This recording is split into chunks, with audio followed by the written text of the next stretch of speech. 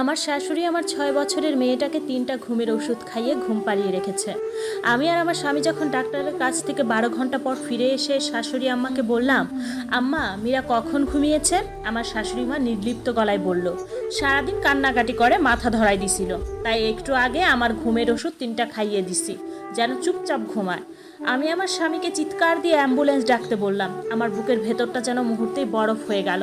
আমি দৌড়ে মীরার রুমে ঢুকে দেখি আমার ছোট্ট মেয়েটা খাটে একদম নিস্তেজ হয়ে পড়ে আছে। তার ছোট ছোট হাত দুটো শরীরের পাশে পড়ে আছে, চোখ বন্ধ, নিঃশ্বাস খুব ধীরে চলছে। মীরা, মা, ওঠো মা। আমি তাকে ঝাঁকাতে লাগলাম, কিন্তু ওর শরীরে কোনো সাড়া নেই। আমার স্বামী আসিফ তখন ভেতরে ঢুকেছে। সে মীরার মুখে হাত দিয়ে কয়েক সেকেন্ড স্থির হয়ে দাঁড়িয়ে রইল, তারপর কাপা গলায় বলল, ওর শরীর এত ঠান্ডা কেন? আমি কাঁদতে কাঁদতে বললাম, অ্যাম্বুলেন্স ডাকো, এখনই ডাকো। আসিফ ফোন বের করতে করতে তার মায়ের দিকে তাকালো। মা, তুমি কি খাইয়েছো ওকে?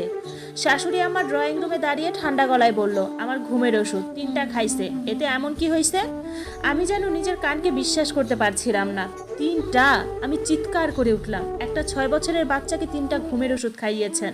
তিনি বিরক্ত মুখে বললেন, এই একটুখানি ওষুধে কেউ মরে না, আমার তো খাইলে ঘুম আসে না, তোমরা এখন নাটক করতেছো? আমার মাথা ঘুরছিল। সকাল থেকে আমরা হাসপাতালে ছিলাম।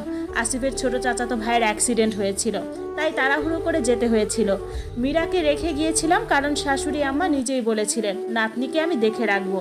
আমি যদি জানতাম। আমার চোখ দিয়ে পানি থামছিল না। মীরা সাধারণত খুব চঞ্চল, সারাদিন গল্প করে, একাকি করে, কখনো পুতুল নিয়ে খেলে, একটু আদুরে স্বভাবের বলে মাঝে মাঝে কান্না করতো ঠিকই, কিন্তু সে তো একটা বাচ্চা। তার কান্না থামাতে কেউ ঘুমের ওষুধ খাওয়ায়? অ্যাম্বুলেন্স আসতে প্রায় 15 মিনিট লাগলো, কিন্তু সেই 15 মিনিট আমার কাছে মনে হচ্ছিল 15 বছর। আমি মীরাকে কোলে নিয়ে বসেছিলাম, বারবার তার কপালে চুমু দিচ্ছিলাম। মা, একটা কথা বলো প্লিজ।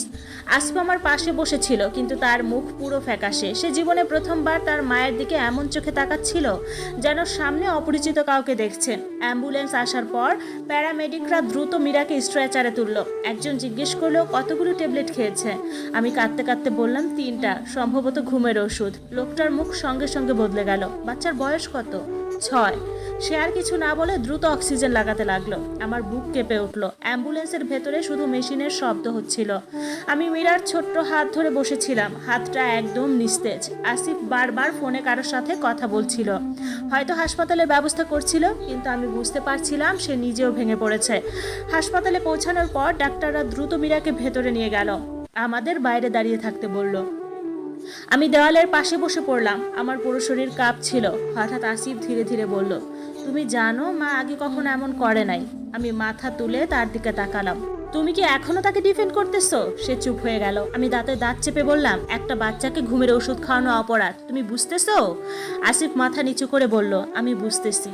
ঠিক তখনই একজন ডাক্তার বের হলেন। আমরা দুজন একসাথে উঠে দাঁড়ালাম। ডাক্তার গম্ভীর মুখে বললেন, ওর শরীরে ওষুধের মাত্রা অনেক বেশি গেছে। আমরা চেষ্টা করতেছি স্টেবল রাখতে, তবে আগামী কয়েক ঘন্টা খুব গুরুত্বপূর্ণ। আমার পা কেঁপে উঠল। ডাক্তার, আমার মেয়ে ঠিক হয়ে যাবে তো? তিনি কিছুক্ষণ চুপ থেকে বললেন, এখন কিছু নিশ্চিত বলা যাচ্ছে না। আমার মনে হচ্ছিল পৃথিবীটা থেমে গেছে। আর ঠিক তখনই আসিফের ফোনে একটা কল আসলো। সে ফোনটা রিসিভ করতে ওপাশ থেকে কারো চিৎকার শোনা গেল। আসিফের মুখ মুহূর্তেই সাদা